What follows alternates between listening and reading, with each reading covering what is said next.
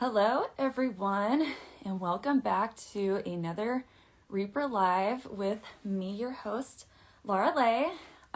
Soon I will be joined with Sophia Mirabella. Mirabella was just overseas in Istanbul, Turkey for the Yasar and was also in Bulgaria for the Dan Kolov. Mirabella is also a sophomore at King University. And so I wanted to talk to her about some women's college wrestling things. And then also she is an MMA fighter. And so I have some questions for that about her as well. Oh, Hey, hello, Sophia. How are you? I'm good. You? So far, so good. It's a good Thursday, and I'm super pumped to have you on with me today. Awesome. I'm glad to be on. I feel like we always see each other at tournaments, but we never really get to interact. So Yeah, totally. Well, no, I'm glad that we're getting to now.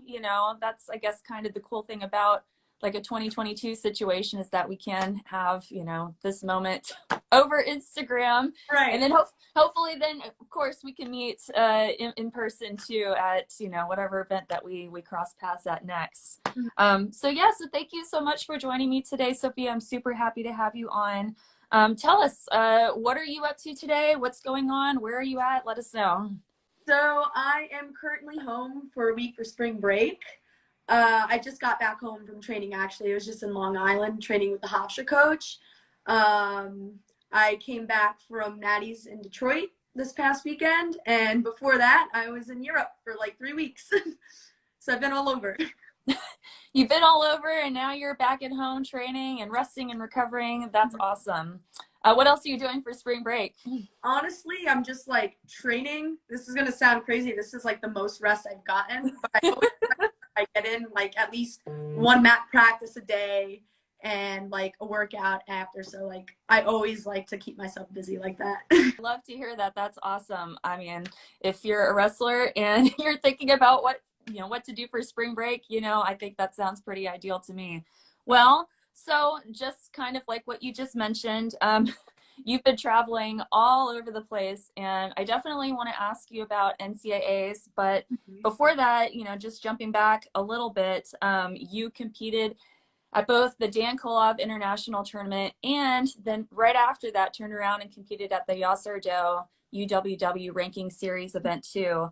And both of these were your first international senior level tournaments, which I think is really cool. And then them being, kind of back to back like they were. Go ahead, tell us about both of those tournaments, how they went for you, and, just a little bit about your experience with that. So it all started like back in December. Like I got an email for the winter tours and I just wanted to go and compete because I had kind of like a longer layoff because I had 2 concussions back to back within a matter of, I want to say 3 months, which forced me to medically redshirt. So I was looking forward to like getting back to the mat and competing because I love to compete. Like I just love being on the mat. I've been like that since I was a little girl, since I was 7. I was so used to being on the mat and just training, competing. So when I got that opportunity, I jumped at it. And it was my first tour, and it was a double tour. And people tell me I was crazy for doing a double tour as my first. It definitely was not easy, but I have no regrets because I want to get in all the experience that I can. Going into it, there was an unknown factor, and I was looking forward to it because I didn't know what to expect. So I was in Bulgaria first for about a week, and we did a lot of traveling. There was a handicap with like working out because of the traveling, and when we got there we were only able to get like 1 or 2 mat practices in, and then I competed. I will humbly say that I got pinned both times. Yes. A lot of lessons to be taken from it, and international girls just move so much so differently, and I'm not gonna lie, like I was happy to get points on the board in Turkey. I definitely think I did better in Turkey because I guess that fear of the unknown was gone. Right. And pumped to like compete and just go. So I will humbly say that I did get pinned twice, but it was a great experience. and I'm just really hungry to do it all over again. That anger that I felt for 2 days made me more hungry, like to just get back on the mat, start competing regularly again, because I finally feel like myself and I feel healthy and ready to go. So, yeah. Well, I like what you just said, and I do hear this a lot about, the difference between the domestic competition here in the US and then how it feels going overseas to an international tournament and competing against the international competition with the rest of the world. Can you tell us maybe how that was different or how that felt, or, what was the difference between this domestic and international competition? Oh, for sure. So first of all, this was my first senior level like actual like tournament. Um and I did it twice within like a back-to-back week. But they definitely feel stronger and they move differently. I feel like international girls definitely do more upper body than we do back in the US. So clearing ties and getting out of that type of situation. And also it just felt different because I was up 2 weight classes because it was scratch, and it was my first time making weight again since the concussion. Um, so I just wanted to like descend back slowly down to my weight class, which is 55 kilos. So I was definitely on the smaller side. I was like for sure on the smaller side. I just wanted to compete. Yeah, the girls are just stronger at the senior level, and internationally, the girls just they move different in the sense that there's a lot of upper body and things like that. What about the actual tournament itself? Like, we've seen what some college events and tournaments look like. We know what like the US Open here in the United States looks like. What was the feel of that United World Wrestling Ranking Series event? What did that look like? Oh man, it was like at first it was like, wow, this is like a really big deal because like I just go in there, I like put my nose to the ground, just grinding, go to work, and I it was just when I walked into that arena for the first time, I was like, whoa, this is like actually a huge deal, and I expected nothing less. Seeing people from all over the world, it was just really cool and really eye-opening, and that is something I wanted to experience at a young age because I know not a lot of people get the opportunity to do that. I met a lot of cool people, even from like different countries. The girls on the senior level are awesome and very welcoming and friendly, so it was like a win-win. How was training and preparation before going over? How was that any different from how you've trained for events in the past? Just making that jump or that transition to the senior level. Mhm. So I started getting back on the mat like every day again in January, and I'd be training like twice a day on the mat, getting an extra workout in between classes, like juggling everything. And honestly, there was some weightlifting involved, not a lot, because I already have like a base of like strength and stuff like that. It was just more like just being on the mat again and just being comfortable and just getting my reps in over and over again because I didn't have that in the past few months because I had that layoff. So I was just like working every day. I came back to New York for a week just to train at the RTC with Emma, the New York RTC. I got some work in with the Hofstra coach Jamie Franco, who was like kind of my size, so it was like a good feel. And just working with people who have like experience. I haven't been wrestling for that long. I've only been wrestling for like maybe max 4 years, and before that it was all MMA, like since I was 7 years old. So I kind of got a late start into it. I jumped into wrestling probably at the end of my sophomore year of high school, and I just fell in love with it. And the thing about me is like if I really am passionate about something and I want to achieve a goal, I'm going to work towards it every day. And it just takes a lot of hard work and dedication, a lot of discipline, all of those factors, which I feel like people tend to neglect one of the three, but you need all three to be successful, really. So just for past 4 years, just been working at it, and I've kind of put like striking and everything else to the side because I used to do jujitsu as well. Everything to the side just to focus on this one goal that I have, and it's just to be the best wrestler I could be by the time I'm done with my college career at King, and by the time that 2024 Olympic run, like that cycle comes through, that's the main goal.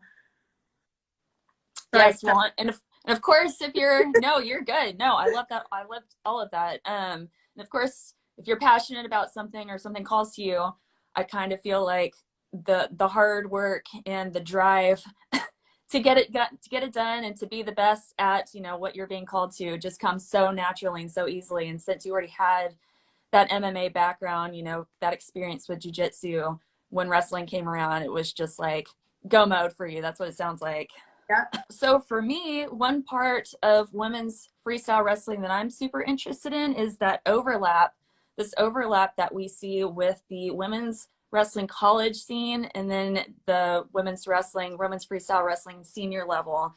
And this overlap that we are seeing is increasing more and more, especially as we see the talent level percolate up, and start to come up at these younger ages, these high school girls. And now, we see these college girls like yourself that are competing on the senior level, which is really, really cool.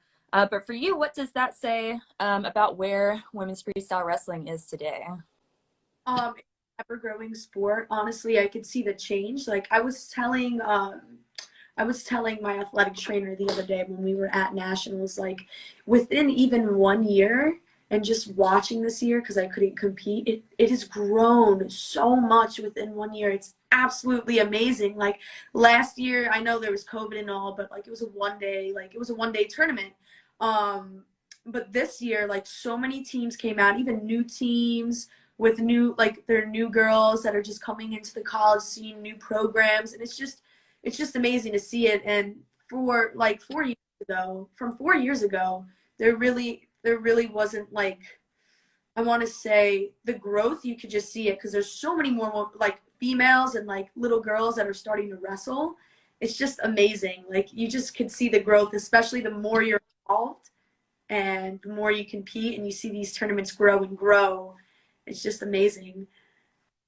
And then after, having you go to this tournament, and then we'll see, just some other college wrestlers, even on the U23 level, that will go to these international events. And they bring back their experience and their goes with the international competition and bring that back, to the college scene. Like, how do you feel that helps the women's wrestling college scene, having this mix of experiences that are coming into play on the college competition mat?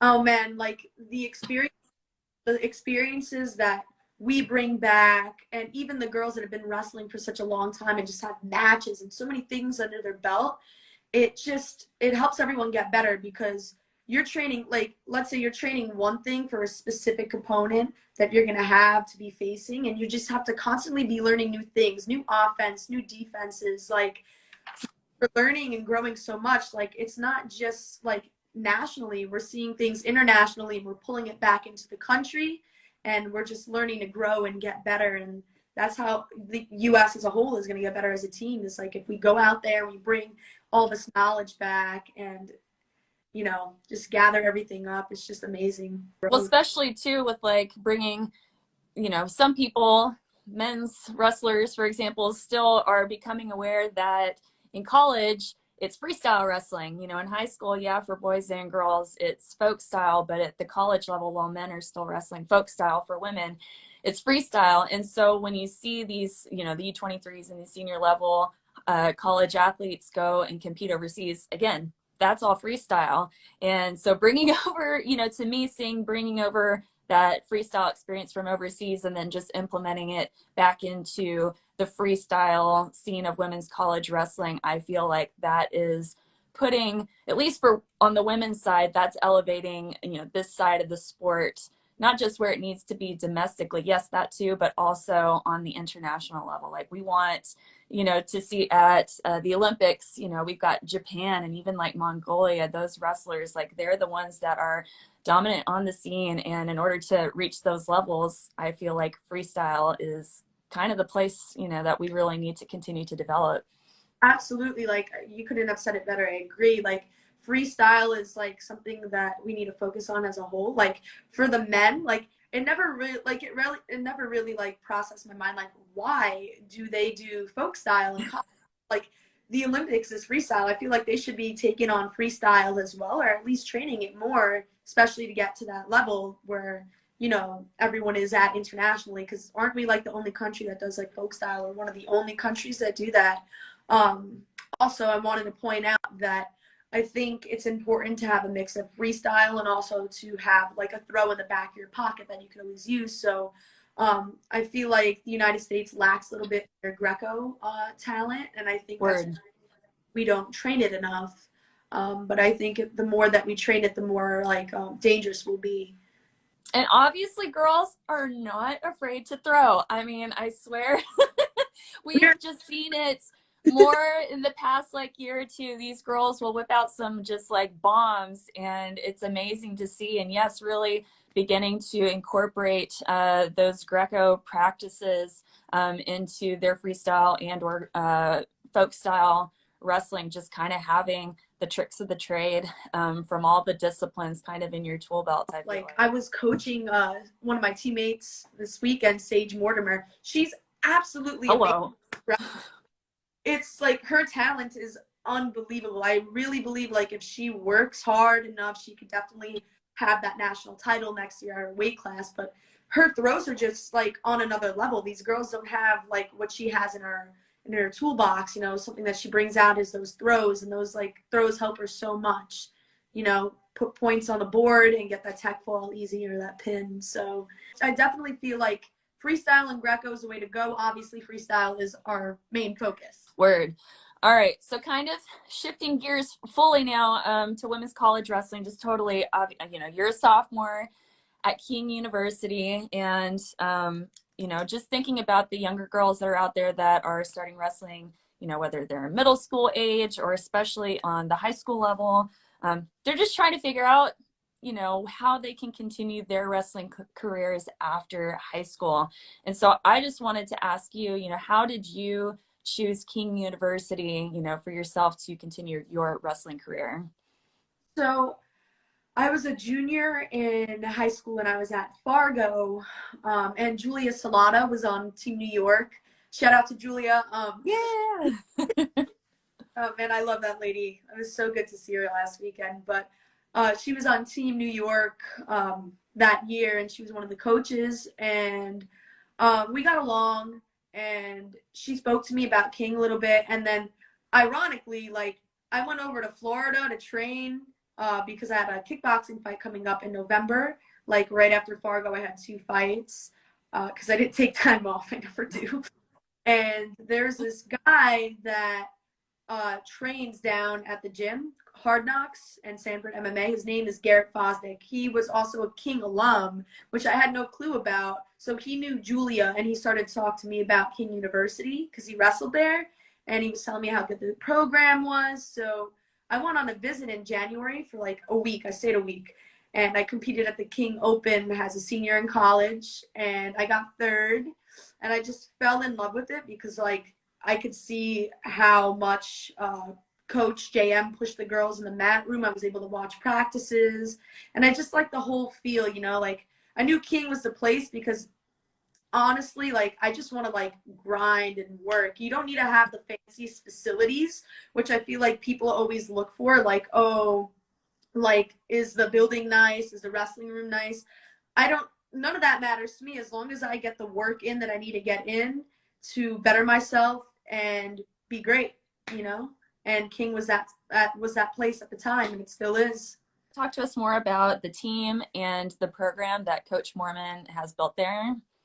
You know, honestly, it's just a great program, and it sets us up for success. Like every day, it's a constant like grind. We're building on our technique. We're building on our conditioning, our lives. He constantly pushes us to be better people on and off the mat. And that's something that I look for in a coach. Like, okay, you care about how I perform and how I am in the mat room, but do you care about me outside the practice room? And he honestly like cares about both athletics and like school, or if I'm like struggling with anything outside, I could always go and talk to him. So I feel like it's a good relationship that he has with the team. And the group of girls that we have, we're a bunch of hammers in that room. Like honestly, I have so many good people to train with and get better. Like, we had girls who have experience at the national level. We have tough girls in the room. We have Anna Luciano, who I'm always in the mat room with. Like, we're literally mat rats. We will train 2 or 3 times a day, like just drilling. That's what we did. We did like last year preparing for World Team Trials. We were in the mat room like 3 times a day. Wow. Even get drills in like twice a day. Ashlyn Ortega, she's amazing. She just won her national championship. So Yes. to her, working with her, you get girls like Sage Mortimer, Cheyenne Steen, Melanie, like all of these girls are just absolutely just great people to work with, and we push each other to get better. And then, of course, back to NCAAs, which was just last weekend. And you went with the team, like I said, you're redshirting, but you went with the team to help assist Coach Mormon and King. They took second as a team. And then, like you said, with Ashlyn Ortega, she got the national championship title. And of course, she is a U23 World Team member herself. Tell us about the tournament and, King University's, how their experience was at this year's NCAAs. The tournament overall, like, it was great. Like I said before, you could see so much women, like the growth in women's wrestling just in 1 year. Absolutely. It's just amazing to see it. And, just as King as a whole, I feel like it showed that we definitely have areas to improve on to win and get that national title next year as a whole group, because we won Natty Duels. We won, and McKendree took second, and this time, like, they closed the gap. They were able to close the gap. So I just feel like there's always something to improve on, but I feel like as a team next year, we're going to be hungry and we're going to go get that title again. Well, and of course, there's nothing like good competition to make you more hungry or to light that fire. And like you said, at Natty Duels, the tables were flipped, and that could have totally been the case too, even with the national championship. So I'm looking forward to what that mix is going to look like next year too. Absolutely. And I feel like just watching the tournament, it just lit a fire under me. Like, I felt like I wanted to wrestle so bad. Like, and I was like, oh man, coaching is tiring. I really just want to eat and put my hands on a girl and just double egg someone. Like, I was itching to compete so bad the whole time I was there. But you know what?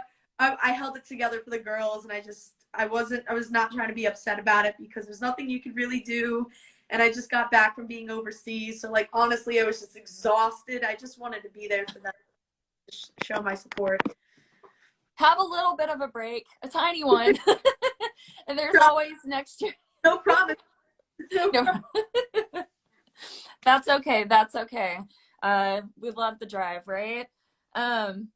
Well, and of course, so wrestling is the most recent thing in your life, but like you said, you've been doing MMA since you were a kid, which I think is really cool. The narrative for how girls and women get into wrestling is changing so much. And for you, I think you have a really interesting story and background that you did start in MMA, and you've done Brazilian Jiu-Jitsu, and you've done kickboxing, and and then you came into wrestling from that angle, as opposed to like a dad or a brother, someone else having to expose you to the sport to get into it. But that said, we know you did MMA first. Can you tell us a little bit about your experience with starting MMA so young, and just kind of the different layers of combat sports that you've been involved with? Absolutely. So I've been in a male-dominated sport my whole entire life. MMA is a male-dominated sport, so is wrestling. And you know what? Honestly, like, I am very happy to see, like, the growth of more and more women getting into combat sports. It's just great, because when I was little, there wasn't even a lot of girls on the mat, so I was always training with guys. I started wrestling.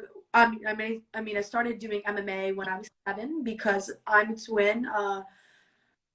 My twin sister is special needs. She's autistic, and she always used to get bullied in school. So I started because I wanted to protect her, because we were in the same grade in the same class together. So that's how I started. And I immediately fell in love with it from when I was in 2nd grade. And I competed, I want to say maybe 6 or 7 months after, and I did my first jiu-jitsu tournament. I remember I took second, and I was like 49 pounds. I was sick the day before because I was so nervous. I'll never forget that. And I fell in love with it, and then I just kept going and going. Like after school every day, I would just be on the mat for like 2 or 3 hours at a time, mixing up my training, striking, grappling. And it got to a point when I was a little older, like maybe 12 or 13, where I started like doing submission only matches. And in the state of New York, you can't do any striking, kickboxing matches, MMA matches until you're about like 15. So I started my kickboxing career when I was 15, and I went 7-0. And I fought like 4 times in a year my junior year. So like literally my life was school, training for a fight. And it was just a repeat for like 3 years. And Wow. yeah, it kept me like focused in a way where it kept me out of like all these bad things going around in the city, because I was in a public school, and you know, kids like usually don't go to class, or they get into smoking, drinking, and I wasn't involved in any of that because, you know, sports was my life. Like fighting was my life, and it still is. Like even if I'm not fighting, wrestling is a fight for me. It's a dog fight. So that's how I see it. And yeah, all because of my sister with combat sports. But then after that, it was just all me, and I fell in love with it. And it just gives me, it's like I feel like it's one of my purposes in life is just like fight and follow and do what I love. And this is what I love to do. I love to compete. I love to fight. And yeah. What are some of the different combat sports that you've engaged with? Like you said, kickboxing, jiu-jitsu, you know, what else do you have to your MMA repertoire? Obviously wrestling now. This, but before I got into wrestling, I did boxing as well. I was actually at the OTC for boxing at one point. Oh my gosh. Yeah, so it's pretty cool. Like I'm going to a camp thing next week for wrestling. So obviously for wrestling. So it's for both sports, like 4 years apart. Like I was there for boxing, and now I'm obviously going for wrestling. So Wow. it's like the change of where I'm at and how I'm growing as an athlete overall. So yeah. Wow, that is really cool. And of course, boxing has its own history in the United States, and even at the Olympic level. Like you said, you were there at the OTC, the Olympic Training Center, for boxing, which I think is super awesome. They've got like their own space, you know, to Wrestling room. It's right there. Oh, they're right next to each other, basically. I actually sat in like like when the girls were wrestling. I remember when they were wrestling, I walked in, I watched the practice. I was like, no big deal. Well, I don't know, I have my own personal theories why, you know, girls who are exposed to wrestling or combat sports, you know, it speaks to them in a certain way. It's like a gift. Like once you get a taste of it, it's like you know, it instantly connects. And it's certainly not true for everyone. Like I feel like you either know or you don't know. Like you're like, no, this is not for me. Or like you feel it and you get into a practice, or you just try it for the first time. You're like, no, this is it. This speaks to me. I want to keep doing whatever this is, right? But talking about, you know, wrestling and even just different combat sports, whatever that is, whether it's boxing or jiu-jitsu, you know, how do you see that this helps women? Or, you know, I don't know, it speaks to women and girls in a certain way differently than other sports do. And, you know, what can you speak to on that? I feel like it gives us so much confidence, and it makes us powerful because we know how to defend ourselves. And it just, I feel like it's a necessity for everybody to like know at least a little bit of like a combat sport or just get involved. It gives us the most confidence and the most drive. And there's nothing like the sport, because you need discipline and direction in order to do well. So it literally brings you down to the truest of yourself. You cannot like cut corners or do something that will like turn you away from your goal, because you will see it. Like, can't go to parties. It just keeps you out of trouble, honestly. And that's what I like most of it, is like the discipline that it instilled for me in a young age, the confidence it gave me. And now I know so many things that I will never trade in this world for anything. You know, the more that I ask that question, or, you know, like, what does wrestling give to you, or what does MMA, you know, different combat sports, what does that, you know, bring to you and your energy? And it's, you know, it's very similar, you know, across the board, I think, for girls and for women. That confidence level, like, I'll even see at these youth tournaments, these youth wrestling tournaments, and these girls are not afraid. And I mean, I can feel it. Like, it is the most incredible thing to witness. Like, these young girls, like, I mean, of course, they're still finding who they are and they've got life to experience, but just that confidence. I mean, can you imagine just walking around in the world with that confidence, just that step up in yourself, just ready to take on the world and just getting better even from that level? Absolutely. Like, you feel it when you walk into the room. Like, you know when someone is confident in themselves. Like, you feel it in the room. And it's just great to see like little girls, and like starting from such a young age. It's amazing. I love to see it. Like, I used to work with kids too. Like, I used to like teach them a little bit of striking and stuff, and jujitsu, and it's the growth is just amazing. And I feel like every parent should put their kid to try their hand at like wrestling or something like that. So, moving forward for yourself, what are some things that are coming up for you? Like you said, I know you've got camp coming up, or what else are, you know, can we expect to see you in? So, like I said before, I'm really hungry, like, to get where I want to be. Like, there's this fire inside of me now that I could be back. So I'm going to be attending all, if not most, USA events. So Bill Farrell, the US Open, World Team Trials, and anything else that there is over the summer. So I'm going to stay active in the USA circuit. And then I'm looking forward to a great college season and being back and just feeling strong again. You know, I just miss it. I missed it so much. And there's nothing like that college season, just competing every single weekend and just getting better and being in that room constantly. So I'm looking forward to all those things. And I will be at almost, if not all, almost everything in the coming Well, months. awesome, good, because, you know, one, that's a lot of things that are coming up for women's wrestling, but two, it's a lot of different things that we can catch you at competing at as well. So we'll definitely be keeping an eye for you, Sophia, at all of those events, because we will be keeping an eye on all those events in general. Like you said, Bill Farrell, and US Open. Like you said, you got some training camps that are coming up even before that. Well, before we hop off, are there any shout outs that you want to give out to anyone, or, you know, any words of advice, or, you know, just to any of the young wrestlers, anything that you want to say? Well, my coaches, like, I love them. They put so much into me. So I want to just thank them. Thank JM, Coach Emma, Jamie Franco, and everyone that just like literally pours into me to just make myself better. And some words of advice for young women in the sport: just, you know, go after what you want and be persistent and consistent and just show up. Your presence makes a difference, and believe in yourself, because if you go after your goal 100% and you don't like think about the what ifs and failing, just you're going to stumble along the way. Just keep going and you're going to get where you want to go with hunger, drive, and discipline. Ah, I love that. Yes, perfect words of advice and a perfect way to end this Reaper Live.